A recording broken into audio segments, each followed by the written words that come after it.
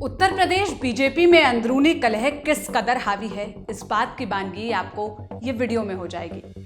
मुख्यमंत्री योगी आदित्यनाथ की सरकार विधानसभा में एक बिल लेकर आई, नजूल जमीन विधेयक। विधानसभा में सरकार ने इस बिल को पास करा लिया।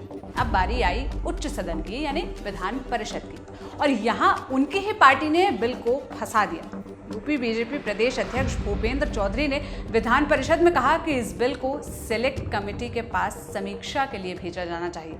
विधानसभा के सभी सदस्यों ने इसका समर्थन कर दिया और योगी सरकार का बिल अटक गया। बिल को सिलेक्ट कमेटी के पास भेजने के बाद बीजेपी के कई विधायकों ने खुशी जाहिर की है। आज तक के कुमार अभिषेक की रिपोर्ट के मुताबिक बीजेपी के ही कुछ विधायकों ने इस बिल पर नाराजगी जताई थी। विधायकों ने सीएम योगी से भी अलग से बात की थी। अब ये कहा जा रहा है चूंकि विधानसभा से बिल पास हो गया था और इसे रोका नहीं जा सकता था, इसलिए विधान परिषद के जरिए इसे रोका गया है। कहा जा रहा है कि इसमें मुख्यमंत्री योगी आदित्यनाथ की भी सहमति थी, मगर बीजेपी जहां पर्दा डालने की कोशिश कर रही है, वहां से बहुतेरे सवाल खड़े हो गए हैं। क्या वाकई जब यह बिल तैयार हो रहा था तब सरकार ने अपने ही विधायकों से बात नहीं की? और सबसे बड़ा सवाल कि क्या ऐसा संभव है कि बीजेपी की पूर्ण बहुमत की सरकार हो और अपना ही बिल रोक दिया जाए क्योंकि विधायक नाराज हैं? उत्तर प्रदेश बीजेपी में लंबे समय से सरकार बनाम संगठन की लड़ाई देखी जा रही है। उप मुख्यमंत्री केशव मौर्य खुलकर ऐसे बयान देते रहे हैं।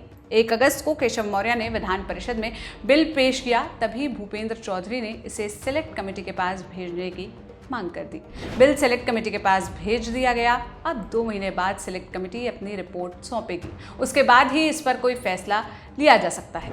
और वैसे इस बिल पर एनडीए की ही सहयोगी मंत्री अनुप्रिया पटेल ने आपत्ति जताते हुए इसे गैरजरूरी बता दिया। उन्होंने इसके बारे में सोशल मीडिया प्लेटफॉर्म एक्स पर एक लंबा चौड़ा पोस्ट भी लिखा।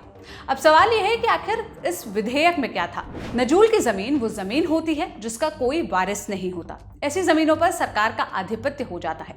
आजादी के पहले अंग्रेज मन मुताबिक जमीन पर कब्जा कर लेते थे। ऐसा अंग्रेजों के खिलाफ बगावत करने वाली रियासतों के साथ ज्यादा होता था।